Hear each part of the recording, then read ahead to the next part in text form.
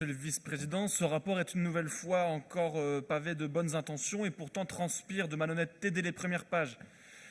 Celui-ci débute sans honte par un titre aguicheur, Auvergne-Rhône-Alpes, un fonctionnement démocratique. Inutile de vous rappeler que le Rassemblement national vous a fait condamner par le tribunal administratif et le Conseil d'État, vous et vos tripatouillages indécents lors du vote de la commission permanente et que le budget 2016 a été annulé. Cela étant dit, vous brossez tout au long de ces pages un vaste document de propagande décrivant bien entendu tous les bénéfices de votre gestion et dans tous les domaines. Et pour réussir cet exercice, vous apportez une attention toute particulière à la communication dont la palette d'outils a explosé et s'est modernisée pour convaincre notamment les jeunes.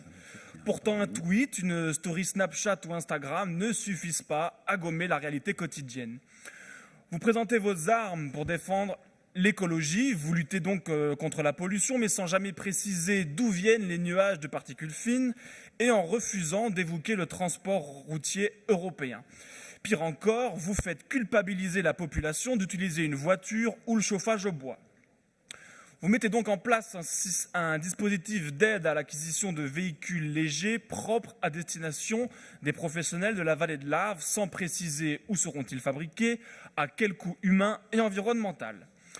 Toujours si peu d'actions également sur la production et la consommation locale, sur les circuits courts qui, eux, respectent l'environnement et participent à l'essor de l'agriculture locale, tant affaiblie par vos amis, entre autres, du PPE au Parlement européen.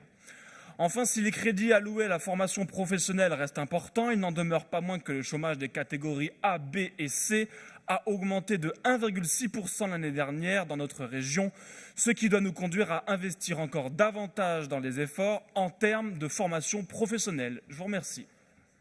Merci beaucoup. Madame Karine Lucas.